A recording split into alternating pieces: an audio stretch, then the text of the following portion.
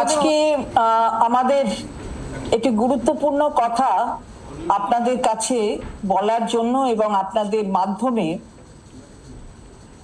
সাধারণ মানুষের কাছে পৌঁছে দেওয়ার জন্য এই প্রেস কনফারেন্স আমরা করছি। আমার বাঁ দিকে বসে আছেন রাজ্য সরকারের চিফ সেক্রেটারি, মুখ্য সচিব। আমার ডান দিকে বসে আছেন ডাইরেক্টর জেনারেল অফ পুলিশ। তো আমরা তিনজনেই আজকে কিছু কিছু কথা আপনাদের সামনে বলবো এবং আপনারা ইতিমধ্যেই জানেন যে গতকাল মাননীয় মুখ্যমন্ত্রী এখানে অপেক্ষা করেছিলেন যাতে আন্দোলনকারী যারা আছেন তারা মুখ্যমন্ত্রীর সাথে এসে দেখা করেন এবং তিনি গতকাল মেল পৌঁছেছে 6টা 10-এ, উনি 7:30 অবধি ছিলেন। এটা আমি আগের দিনও বলেছি, গতকালই বলেছি। তারপরে আরো কিছু ঘটনা ঘটেছে যেগুলি আমাদের মুখ্য সচিব এবং ডিজি তারা বলবেন। এবং আজকেও আপনারা দেখেছেন যে মাননীয় মুখ্যমন্ত্রী কি বলতে চেয়েছিলেন, কি বলার দরকার ছিল, সবকিছু নিয়ে অনেক ব্যাপার ইতিমধ্যেই আপনাদের সামনে অনেকে বলেছেন আর কি। তো আমরা সবকিছু নিয়েই আপনাদের সামনে এসেছি। আমি মাননীয় মুখ্য সচিবকে বলবো প্রথমে আপনাদের কাছে বিশদে বলবে যে ঘটনা প্রবাহ কি হয়েছে। নমস্কার মাননীয় মন্ত্রী মহাশয়, আপনাদের সামনে প্রাথমিক বক্তব্য রেখেছেন। আমরা আপনাদের সঙ্গে বসে আমাদের যারা জুনিয়র ডক্টরস আছেন ওদেরকে অনুরোধ করেছিলাম গত পরশুদিন যাতে ওরা কাজে ফিরে আসুক। তারপরে আমরা আজকে 3:30 কাছাকাছি, আমি একটা শোনা যাচ্ছে না,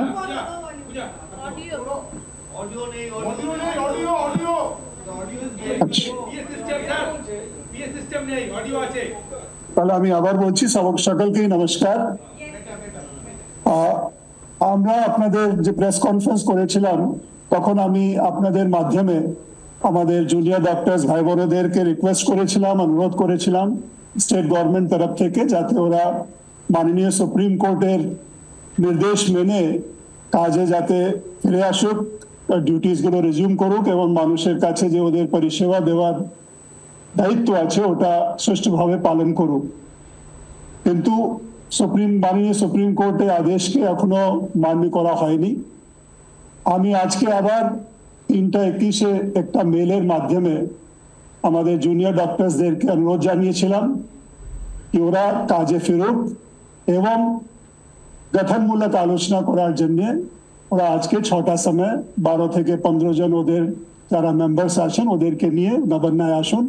আমরা ওদের সঙ্গে খোলামেলা আলোচনা করব যাতে স্বাস্থ্য পরিকাঠামোর মধ্যে যে আরো উন্নতি আনার প্রয়োজন আছে, উন্নয়ন করার প্রয়োজন আছে, এটা আমরা সামগ্রিক আলোচনার মাধ্যমে যাতে আমরা করতে পারি এবং ওদের যে মূল দাবি আছে সেফটি এবং সিকিউরিটি ব্যাপারে এই আলোচনার মাধ্যমে আমরা কি কি কাজ করছি ওদেরকে বলার একটা উদ্দেশ্য ছিল এবং ওদের সাজেশনস মাধ্যমে আরো সেফ এবং সিকিউর এনভায়রনমেন্ট আমরা কি করে আমাদের হসপিটালস এবং মেডিকেল কলেজেস এবং অন্য ইনস্টিটিউশনস তৈরি করতে পারি এটাও আমরা আলোচনার মাধ্যমে ঠিক করতে চাইছিলাম।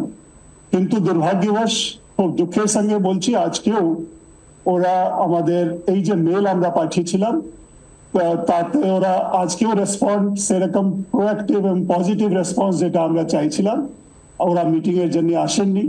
আমরা এখানে এখন অবধি অপেক্ষা করছিলাম।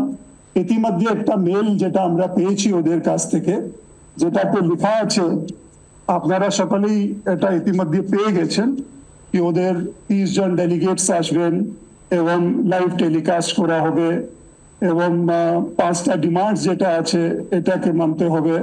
তারপরে অনারেবল চিফ মিনিস্টার যাতে উপস্থিত থাকেন। মাননীয় মন্ত্রী মহাশয় বলেছেন গতকাল 7:30 অবধি অনারেবল চিফ মিনিস্টার ছিলেন এখানে যাতে ওরা আসলে ওদের সঙ্গে আলোচনা করা যেত। কিন্তু এই যে আজকে আবার মেল পেয়েছি এটা আমার মনে হয় কি যেটা আলোচনার যেটা একটা পরিবেশ যেখানে আমরা কোনো কন্ডিশনস রেখে আলোচনা করা যায় না, এটা আপনারা সকলেই জানেন।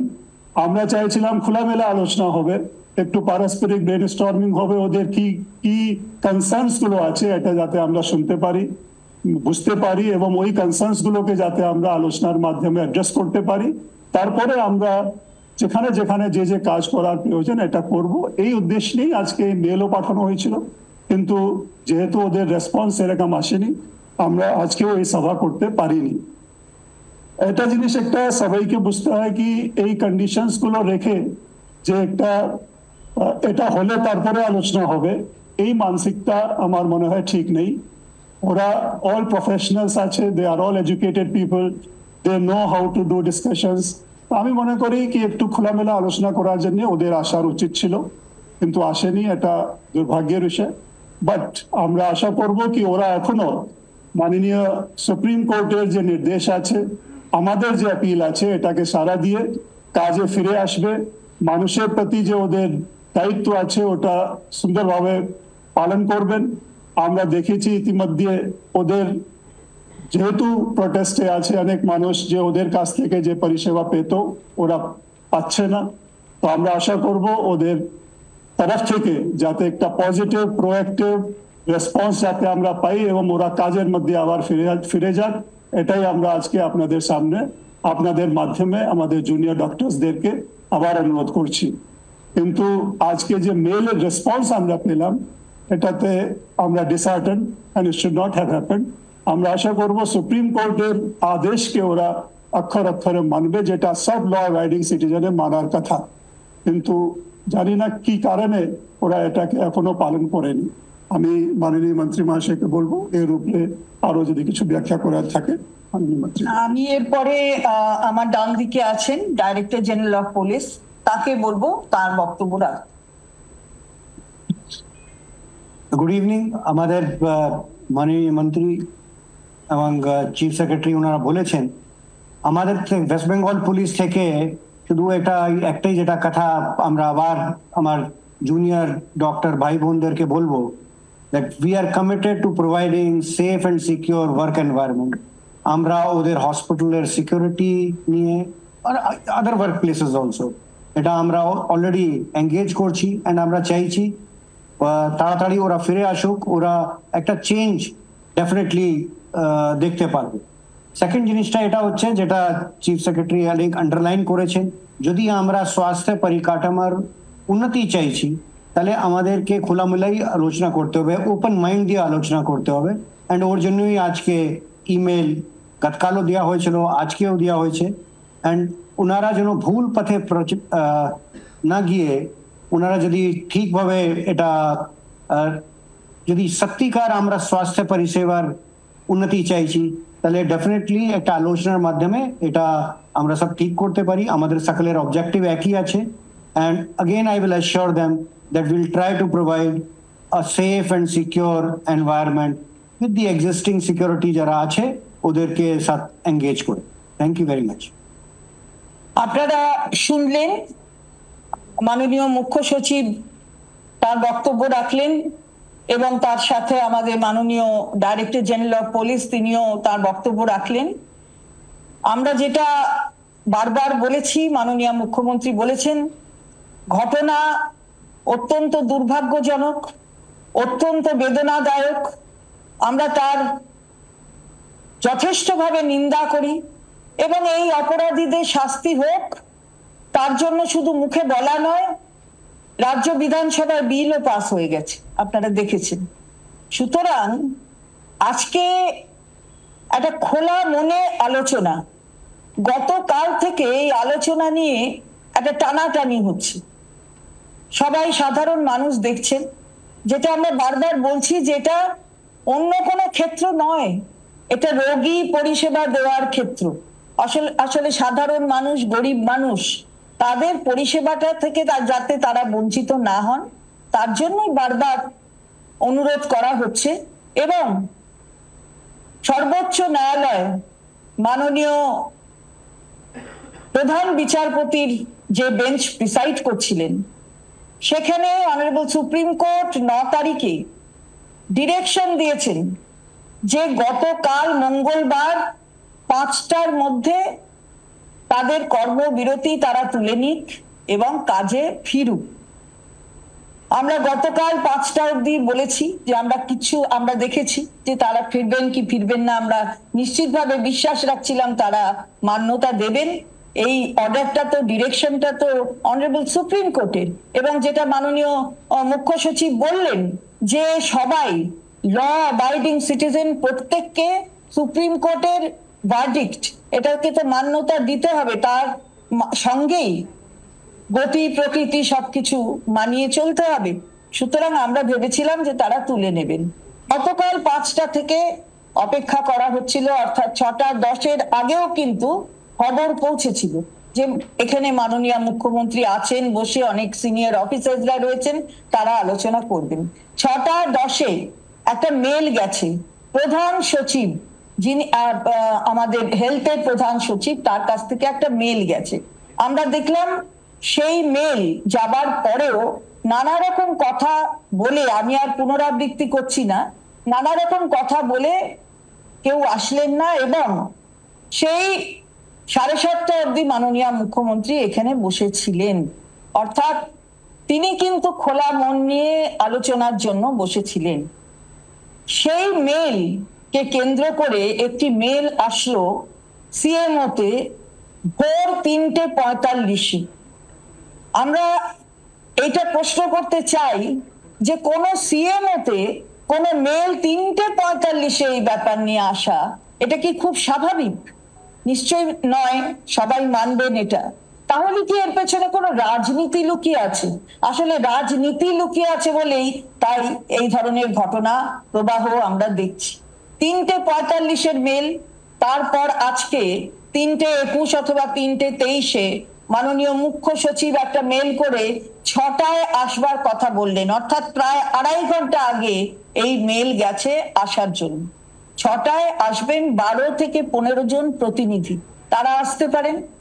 কিন্তু আমরা দেখলাম যে সেই মেলের উত্তর এলো পরে, অর্থাৎ প্রায় 2 ঘন্টা পরে এলো, যে কিছু শর্ত দিয়ে, যে এই শর্ত, এটা লাইভ টেলিকাস্ট হবে এবং মাননীয় মুখ্যমন্ত্রীকে থাকতে হবে, এবং তাদের যা কিছু তাদের যে শর্তগুলো আছে সেই শর্তগুলো নিয়ে কথা বলতে হবে। এটা আমি জনসাধারণের কাছে এই কথাটাকে পরিষ্কার করে দিতে চাই যে মানুষ জানেন যে রাজ্য সরকার খোলা মনে বসতে চাইছে, কোনো শর্ত সাপেক্ষ নয়। কোনো কিছু শর্ত দিয়ে খোলা মন, এই দুটো একসাথে চলে না, এটা সাইমালটেনিয়াসলি চলতে পারে না। অর্থাৎ খোলা মন নেই, অর্থাৎ সেই মেয়েটি বিচার পাক, যিনি নির্যাতিতা হয়েছেন এবং মায়ের কোল ছেড়ে চলে গেছেন, আসলে ব্যাপারটা তা নয়, পেছনে কোনো রাজনীতির খেলা আছে, তাই এতটা সময় লাগছে এত কিছু চিন্তা ভাবনা করতে। কিন্তু আলটিমেট লক্ষ্য হচ্ছে আসলে খোলা মনে কোনো আলোচনা দরকার নেই, চায় না, তাই এই শর্তগুলি আরোপ করা হচ্ছে। আমরা যা এখনো বলেছি যে মাননীয় মুখ্য সচিব বলেছেন যে আপনারা আসুন, আমরা বসে সবাই, এখানে অফিসাররা রয়েছেন, একদম একদম উচ্চ পর্যায়ের অফিসাররা রয়েছেন, তারা কথা বলতে চাইছেন। তারপরেও শর্ত, মাননীয় সুপ্রিম কোর্ট যে ভার্ডিক্ট দিয়েছেন, আমরা তাকে নিশ্চিতভাবে প্রত্যেকে ল অ্যাবাইডিং সিটিজেন, আমরা সেই ভার্ডিক্টকে, সেই অর্ডারকে মান্যতা দেব, এ বিষয়ে কোনো সন্দেহ নেই।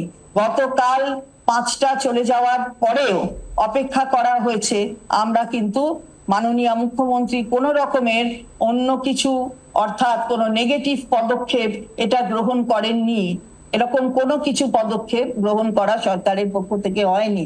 তিনি সম্পূর্ণ মান্যতা দিয়েই এবারে যা বলেছে অনারেবল সুপ্রিম কোর্ট, আমরা সেই অর্ডারগুলোকে ফলো করবার আর কি পদ্ধতিগত ব্যাপার আছে সেগুলো আমরা, আমাদের তো মান্যতা দিতে হবে, সেগুলো আমরা লক্ষ্য রাখছি। এবং আবারও এটা বলতে চাই যে এই পরিষেবা কিন্তু রোগীর পরিষেবা, এবং সেই রোগীর পরিষেবাকে বঞ্চিত করা কোনো রোগীকে, এটা বোধহয় সঠিক এই পদক্ষেপ নেওয়া হচ্ছে না।